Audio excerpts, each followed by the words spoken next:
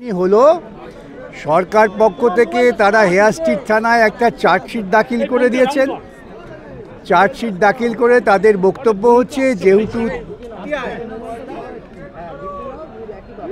Chargesheet দাখিল করে সেখানে তারা বলছে যেহেতু ৩০৭ ধারা আছে অতএব ম্যাজিস্ট্রেটের বেল দেওয়ার ক্ষমতা নেই। সেটা নিয়েই আজকে আলোচনা হলো। শুনেছেন ম্যাজিস্ট্রেট আমাদের কথা, বেল দেবেন কি দেবেন না সেটা তার বিচার্য বিষয়।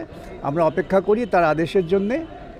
আবার কায়দা করে পুলিশ তারা নিউ মার্কেট থানায় আলাদা মামলা, একই ঘটনায় একই সমস্ত অভিযুক্ত, একই বিক্ষোভ, তবু তারা আরেকটা আলাদা মামলা করে পুলিশ কাস্টাডি চেয়েছেন।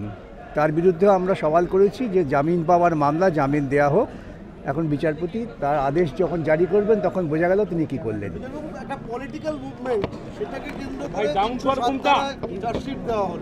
এটাই তো স্বাভাবিক, যে সরকার ক্ষমতায় আছে তারা পুলিশি রাজ প্রতিষ্ঠা করতে চায়, সেই জন্যই কোনো শান্তিপূর্ণ আন্দোলন, কোনো জমায়েত তারা করতে দিতে রাজি নন।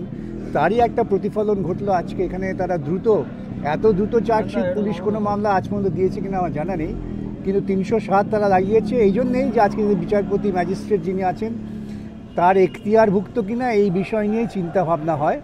তো তিনি আজকে বিচার করবেন এবং আমরা পরবর্তীকালে ঠিক করব আইনি কি পদক্ষেপ নেওয়া দরকার। আমরা আশা করি আজকে জামিন হয়ে যাবে, আশা করি।